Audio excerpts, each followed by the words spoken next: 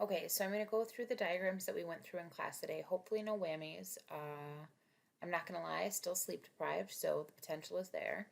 The first diagram that we talked about, not super sophisticated, but just highlighting a couple of things, is this is my version of a hemoglobin. What I want to draw your attention to is that it has the four polypeptide chains. That's where the binding sites are. Hemoglobin can bind more gases than just oxygen. We're talking about oxygen transport, so obviously that's where our focus is. But hemoglobin is very much like a bus that can carry all kinds of gases, um, oxygen being one of them. And just like a bus, it has to unload passengers to pick up passengers. So, part of the reason that we're talking about the oxyhemoglobin dissociation curve, which we'll talk through in more detail in a minute, is because hemoglobin is ever changing depending on the environment that it is. Hemoglobin has the ability to increase or decrease its affinity for a particular gas depending on where it is in your body and what that environment in your body is like. So, the reason that we go through this oxyhemoglobin dissociation curve is to really highlight places where hemoglobin likes oxygen, really wants to bind oxygen, and potentially another place in your body where hemoglobin does not like oxygen and does not want to bind oxygen, why that would happen. So these in green is a good symbol for oxygen, are all your O2 molecules. So the normal amount of hemoglobin that we have, I said, was 15, and it's actually grams per deciliter. My units sometimes get a little sloppy when I'm creating a lot of new lecture material, so if you catch it, I'm really sorry. I do try to be mindful of that. So, the thing that's important to realize about hemoglobin is we've talked a lot about positive cooperativity, and how what that means is that the more oxygen a hemoglobin has, the more it wants, right? So, more oxygen, the more hemoglobin wants oxygen. And so, that really takes into account what we're talking about when we are looking at like the left shift on the oxyhemoglobin curve, and it's an area where there's more oxygen available, and we're going to talk about that, and it makes the hemoglobin want more oxygen. The other thing I want to draw your attention to is you have these four seats or four binding sites. So right now you would say, because it says four oxygen molecules, that this is a fully saturated or 100% saturated SaO2 hemoglobin. Now, if you only have two oxygen molecules, that's going to be 50% SaO2. So, understanding that as a component of oxygen transport as well. It's not just how many hemoglobin we have, which is the 15, it's also how full they are. Just how full they are. So, just a quick highlight of the hemoglobin here. And then the next diagram that we talked about, bear with me while I pull this up. I'm going to get it into editing mode, so just hang tight with me for a second. So I came up with this diagram because I thought it might be a nice way to highlight where the hemoglobin are going and why they might want to change their affinity for gases to pick up and drop off gases. So if you're looking at let me just make this a little bit smaller. I'm really sorry. Just bear with me. Usually I don't do this real time. So if you're looking at the lungs as your starting zone, we'll start there. The hemoglobin in your lungs are exposed to an environment that has a couple of different things. It has high O2, or pressure of oxygen. I should put a P there, pressure of oxygen. Your lungs have low pressure of CO2, because when you think about it, we're breathing in room air. Room air is primarily nitrogen and oxygen. There's not any CO2 that we're really breathing in, so you have a low CO2 in your lungs, low H plus ions, and those just come from the fact that CO2 and H plus are kind of synonymous with one another when you're talking about them in the body, so you can kind of link them together. The other thing that you can kind of link with that is that makes a high pH, or an alkalotic pH. Now, we haven't talked a lot about pH yet because we're going to do that when we talk about blood gases, but CO2 essentially acts as an acid in your body. So if you have a low PCO2, low H plus ions, then you're going to have a high pH or an alkalotic pH. And what alkalotic means is like a basic or base driven pH. And you don't need to know that yet, but for blood gases, we're going to talk more about that. So in your lungs, you have a high pH or alkalotic pH. You also will have in your lungs a lower temperature and low 2,3 DPG. We don't really talk a lot about that. It's not that it's not important. It's just that we don't have a lot of applications for that as a respiratory therapist, but it is one of the components that contributes to this left shift. So just having that memorized, I just throw it on there. So here in the lungs, you have this environment that has a lot of oxygen available, not very much CO2, not very many H plus ions, an increased or high pH or alkalotic pH, a low temperature, and low 2,3 DPG. That environment is going to increase the affinity of the hemoglobin for oxygen. That is called a left shift. So that left shift is that oxyhemoglobin dissociation curve. It's a left shift. And we're going to look at that in detail in a second here. But that's the environment that's happening in your lungs. Now, if you have hemoglobin in your lungs, you're going to want their affinity for oxygen to be higher because they are going to want to load oxygen in your lungs.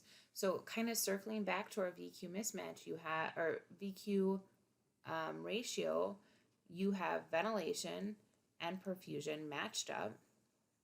So as your blood is coming through and coming into contact with that alveoli, you want it to be able to readily load oxygen. Okay, this is where that's going to happen.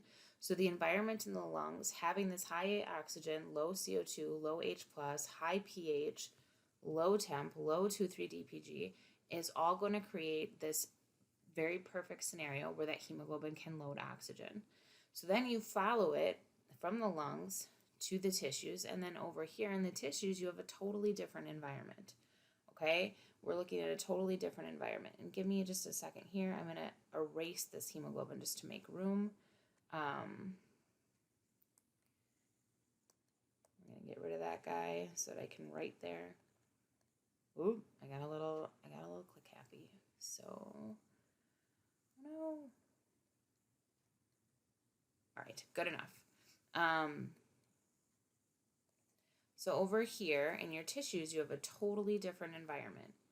In your tissues, you have a low pressure of oxygen, and that happens because your tissues are using the oxygen. That's how they function. That's their metabolic process. They're going to use the oxygen. You're going to have a high pressure of CO2. And that happens because that's the byproduct of cell metabolism. You know, we talked about ventilation meeting the metabolic needs. Your cells are producing that CO2. So you have a high CO2, high H plus ions. This is going to lead to a low pH, which is an acidic or acidotic pH. Because again, CO2 is going to be kind of the acid. And we'll talk more about that with blood gases, but you're going to have a low pH, acidic pH. You're going to have a higher temp. And the reason you have a higher temp in your tissues versus your lungs is just your lungs have air coming into them constantly, which, I mean, you're still looking at body temp, but it makes it marginally cooler in your lungs than it does in your tissues. So you have an increased temp in your tissues, and you have an increase in the 2,3 DPG. So this environment is now going to shift the hemoglobin's affinity for oxygen. It's going to decrease the affinity for oxygen. Okay, and if you think about why that would happen, why you would want that to happen, is you want that hemoglobin to unload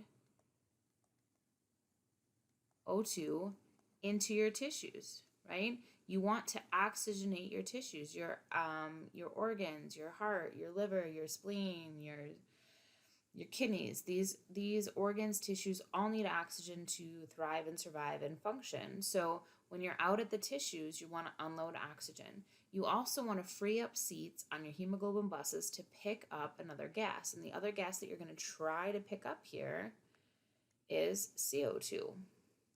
Now, we talked about, obviously, O2 transport being primarily on hemoglobin, and we followed this whole thing of how this hemoglobin shifts affinity from having a great affinity for oxygen in the lungs to not so great an affinity in the tissues. This would be your right shift.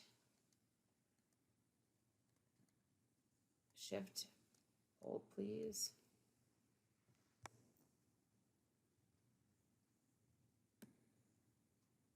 For CO2, we haven't really done that lecture yet, but just to kind of throw it out there, for CO2 to transport from your tissues back to your lungs, the way that it does that is very similar to oxygen. It will dissolve in the plasma. It's only about 8%, so more than oxygen, because with oxygen, the dissolved amount in plasma is very, very small.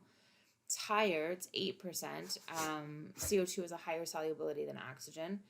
12% is going to directly attach to the hemoglobin, and it's going to become a carboxyhemoglobin.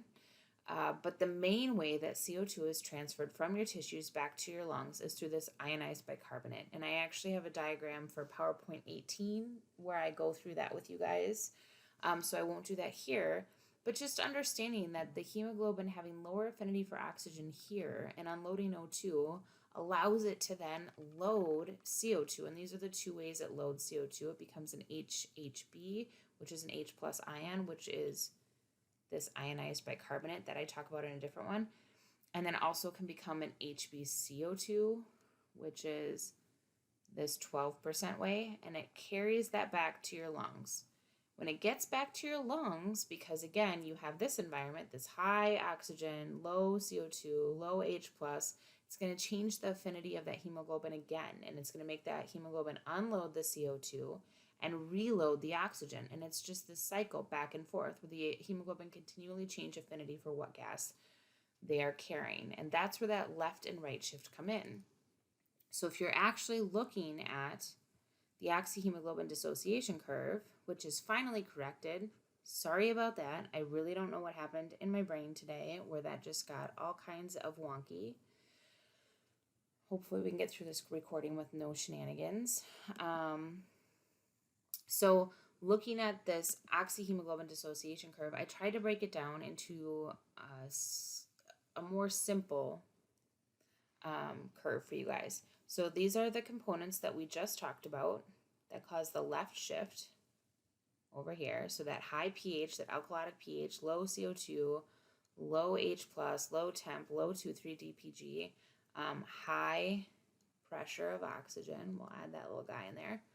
The right shift over here in the tissues, right? We have that low pH, acidotic pH, high CO2, high H+, high temp, high 2,3-DPG, and we're going to have a low PO2 in the tissues because that oxygen's been all used up.